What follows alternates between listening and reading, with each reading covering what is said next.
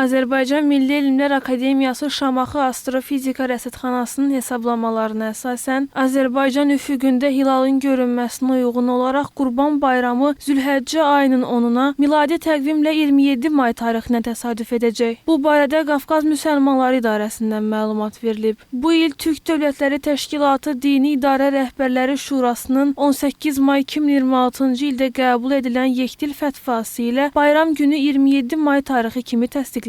Şəriətə uyğun olaraq qurban kəsimi 27 may tarixindən başlayaraq 3 gün davam edə bilər. May ayının 27-sində məscidlərimizdə bayram namazları qılınacaq. Azərbaycanda Qurban Bayramı günləri dövlət tərəfindən qeyri-iş günü elan edilib. Dövlətimizin dindarları olan özəl diqqətinə görə təşəkkürümüzü bildirir. Milli mənəvi dəyərlərimizin hamisi dövlət başçımız Zat-Aliləri İlham Əliyev cənablarını və 1-ci vitse-prezident Mehriban xanım Əliyevanı bayram münasibəti ilə təbrik edir. Ailələrinə dindarlarımızın xeyir dualarını yetirir. Dövlət-din münasibətlərinin yüksək səviyyədə inkişafı naminə xeyirxah və səmərəli fəaliyyətlərinə uğurlar arzuluyuruq, deyə fətvada bildirilib. Fətvada qeyd edilib ki, adətən qurbanlıq üçün qoyuna üstünlük verilir. Lakin keçi, inək və dəvəni də qurbanlıq üçün seçmək olar. Həmin ətin bölgüsündə hər kəs azaddır. Fəqət Peyğəmbərimizin tövsiyəsinə görə imkansızlara yardım etmək dinimizin ruhuna daha yaxındır. Qurban kəsmə ayini təmizlik və yüksək sanitariya şəraitində münasib yerlərdə icra edilməlidir. Şəriət qaydalarına görə qurban kəsilən heyvan sağlam və kəsimə yararlı olmalıdır. Xəstə, arıq və qüsurlu heyvanlar qurbanlığa